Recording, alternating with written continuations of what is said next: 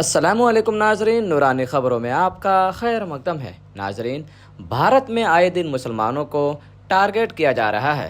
कभी हिमाचल प्रदेश में मस्जिदों को टारगेट किया जा रहा है, तो कभी मध्य प्रदेश में मुसलमानों के साथ मॉब लिंचिंग कर उसे पीटा जा रहा है, तो कभी राजस्थान का भिलवाड़ा जहां मुसलमानों के दुकानों की पहचान कर उसे तोड़ा जा रहा है।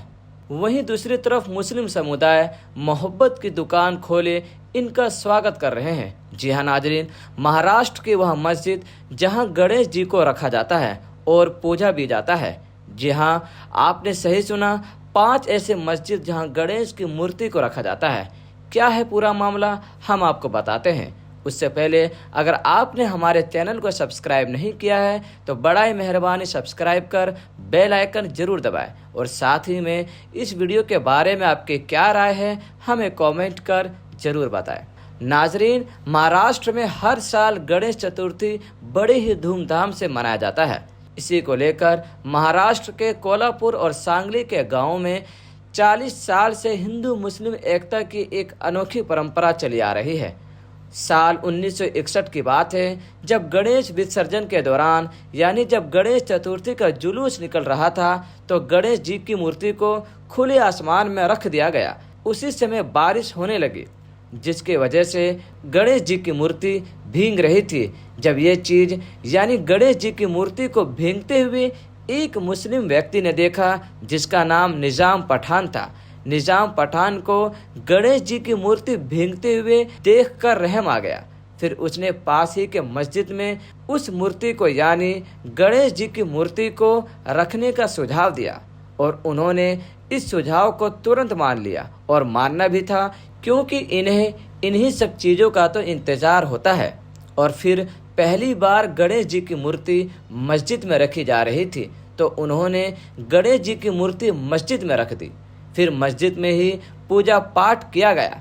हालांकि यह दिन हिंदू मंडल के लिए बहुत यादगार रहा। फिर साल 1961 से लेकर 1986 के दौरान यह प्रथा नहीं दोहराई गई। गोटखिंडी गांव के रहने वाले अशोक पाटिल इस घटना को याद करते हुए बताते हैं कि उनके पिता ने उन्हें साल 1961 में हुई गणेश प्रतिमा स्थापना के बारे में बताया था। पाटिल बताते हैं, उस साल के बाद 1986 तक गणेश प्रतिमा को फिर से मस्जिद में स्थापित नहीं किया गया। साल 1986 में गांव के युवाओं का एक समूह पास ही के बावची गांव में एक सांस्कृतिक कार्यक्रम में शामिल होने गया। इस कार्यक्रम में हिंदू और मुस्लिम दोनों ही तरह के कलाकारों ने हिस्सा लिया था। इस कार्यक्रम में दोनों समुदायों ने एक साथ मिलकर गणेश महोत्सव मनाया था, जिसे देखकर गांव के युवा प्रेरित हुए। इसके बाद अपने गांव के इतिहास को याद करते हुए गोटखिंडी गांव के युवाओं ने तय किया कि वे मस्जिद में गणेश प्रतिमा को स्थापित करने की परंपरा को फिर से शुरू करेंगे। युवाओं ने गणेश मंडल नाम की एक समिति का गठन किया। इस समिति के अध्यक्ष एक मुस्लिम युवक इलाही पठान बनाए गए। पहली पीढ़ी के साथ साल 1961 में जो शुरू हुआ था, उसे अब 1986 में दूसरी पीढ़ी ने फिर से शुरू किया था। वर्तमान में गणेश थोराट, सागर सेजवाले और लाखन पठान जैसे युवाओं के नेतृत्व में तीसरी पीढ़ी इस परंपरा को आगे बढ़ा रही है। लाखन पठान बड़े गर्व से बताते हैं, हमारा गांव एकता और सद्भाव से रहता है। हम जाति और धर्म के बंटवारे पर भरोसा नहीं करते। लाखन पठान का परिवार गणेश उत्सव के शुरुआत से ही उसमें शामिल हो रहा है। गोटखिंडी गांव में हिंदू और मुस्लिम त्योहारों को एक साथ मनाए जाते हैं। 2 बार ऐसा हुआ कि मुहर्रम और गणेश चतुर्थी एक ही दिन पड़े। उस समय गांव वालों ने मुहर्रम और गणपति का जुलूस एक साथ निकाला। अशोक पाटिल इस एकता की भावना को दोहराते हैं। वो उन दिनों को याद करते हैं जब बकरीद और गणेश चतुर्थी का त्योहार एक साथ मनाया गया था, और हिंदुओं के सम्मान में मुस्लिम समुदाय के लोगों ने बकरा ईद जैसे मौके पर कुर्बानी देने से मना कर दिया था।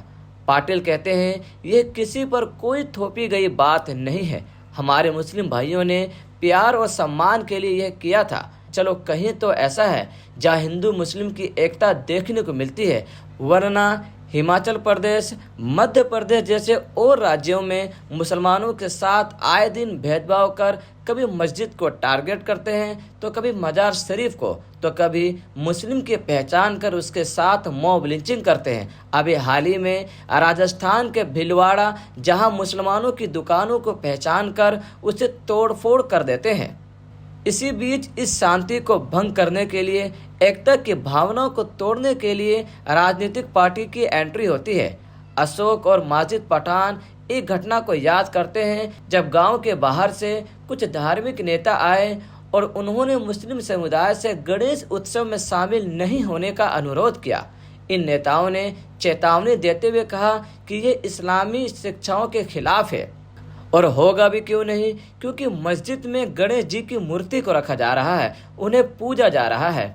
हालांकि गांव वाले अपनी बात पर अड़े रहे। उन्होंने कहा, हम कई सालों से भाइयों की तरह रह रहे हैं और साथ मिलकर त्योहार मनाते हैं। इसके बाद बाहरी लोग निराश होकर चले गए।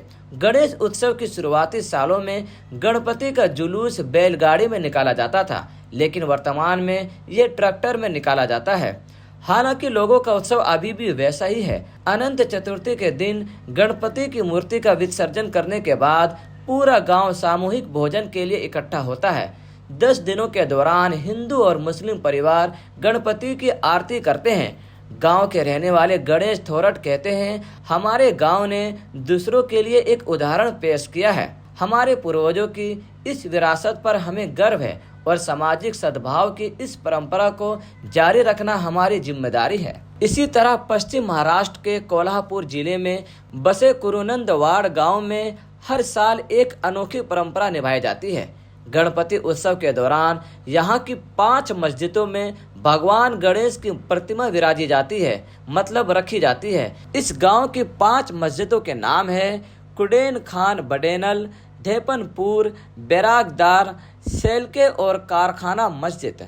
इन मस्जिदों में गणपति उत्सव के दौरान भगवान गणेश जी की मूर्ति विराजी जाती है। इस अनूठी परंपरा की शुरुआत गोडखिंडी गांव से मिलती जुलती है। साल 1982 में गणपति उत्सव के समय भारी बारिश के दौरान एक मस्जिद के पास स्थापित गणेश जी की प्रतिमा को बारिश से बचाने के लिए मस्जिद के अंदर ले जाया गया। उसी समय से भगवान गणेश की मूर्ति को त्योहार के समय कुरुनंदवाड़ गांव के सभी 5 मस्जिदों में विराजा जाने लगा। साल 2009 में गुरुनंदवाड़ गांव से मात्र 18 किलोमीटर दूर मिराज में गणपति महोत्सव के दौरान दंगे हुए। हिंदू और मुस्लिम समुदायों के बीच तनाव बढ़ने से आसपास के क्षेत्र में अशांति फैल गई, जिसके कारण इलाके में कर्फ्यू लगा दिया गया और दंगों को लेकर चिंताएं चरम पर थी। इन दंगों के बावजूद कुरुनंदवाड़ गांव में कोई भी बदलाव नहीं आया। गांव दंगों की चिंगारी से बचा रहा। गांव वालों की एकता की भावना अटूट थी और कर्फ्यू से दैनिक जीवन में कोई समस्या नहीं हुई। हिंसा के खिलाफ एकजुटता और अवज्ञा दिखाते हुए गांव के लोग शांति मार्च के लिए एकजुट हुए। इस घटना ने हिंदू मुस्लिम एकता की एक बेहतरीन उदाहरण पेश किया। कुरुनंदवाड़ के रफीक दबासे इस घटना को याद करते हुए कहते हैं, हमने अपने गांव में भाईचारे को दिखाते हुए शांति की अपील की। हमारा रिश्ता तब भी मजबूत था और अब भी अटूट है। रफीक हर साल गणपति उत्सव का बेसब्री से इंतजार करते हैं और अपने हिंदू पड़ोसियों के साथ अपना उत्साह साझा करते हैं। उनके लिए गणपति का आना घर में किसी प्रिय मेहमान का स्वागत करने जैसा है। उनका मानना है कि यह त्योहार दोनों समुदायों के बीच संबंधों को मजबूत करता है। नाजरीन, इस बारे में आपकी क्या राय है, हमें कमेंट कर जरूर बताएं। खुदा हाफिज।